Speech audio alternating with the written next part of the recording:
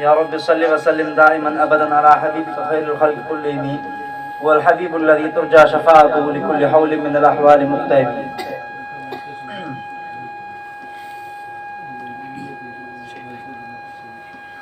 अर्ज़ु आहे मोहम्मद मुस्तफ़ा जे सब हुजो अगरा इताअत में सल्लल्लाहु अलैहि वसल्लम। मोहम्मद मुस्तफ़ा जे सब हुजो अगरा इताअत में दिलियूं पंहिंजूं मुनव्वर कयो मोहब्बत जे इमारत में सल्लल्लाहु अलैहि वसल्लम। असां सभ जे मोहब्बत जो मोहम्मद मीर मरकज़ आ। असां सभ जे मोहब्बत जो मोहम्मद मीर मरकज़ आ। उन्हनि जे ई अक़ीदत सां भरल हर दिल संदो गज़ आ। सजण जे इश्क खां ॿाहिर बशर आहे ज़लालत में दिलियूं पंहिंजूं मुनव्वर कयो मोहब्बत जे इमारत में। प्यारनि जे मोहब्बत सां सुकून क़ल्बी कयो हासिल। प्यारनि जे मोहब्बत सां सुकून क़ल्बी कयो हासिल। उन्हनि जे फिरनि जे प्यार खां ॿाहिर ना ईमान को कामिल। प्यारनि जे मोहब्बत सां सुकून क़ल्बी कयो हासिल। फिरनि जे प्यार खां ॿाहिर ना ईमान को कामिल।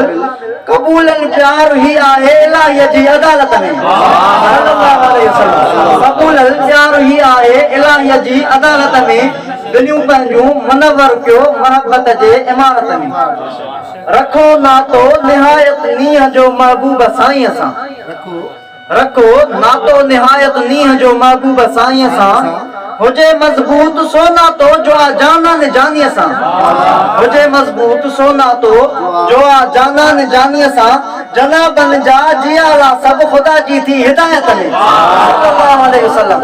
जनाबन जा जियाला सब खुदा जी थी हिदायत में दिलियूं पंहिंजूं मुनव्वर कयो मोहब्बत जे इमारत में। मोहम्मद मुस्तफ़ा जे सब हुजो अगरा इताअत में। कमीनन कादियाननि खे ख़ुदा काणो कयो आहे।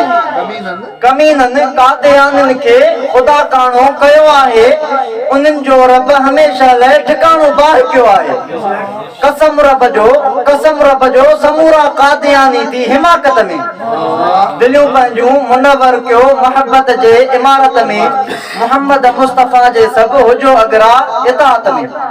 असांजी दिल हमादुल्लाह हबीबन सां अजल आहे। असांजी दिल हमादुल्लाह हबीबन सां अजल आहे। असांजो प्यार पाकीज़ा प्यारनि सां रखियल आहे। ख़ुदा जो थियो फज़ल हाले जरी रब जी इनायत में।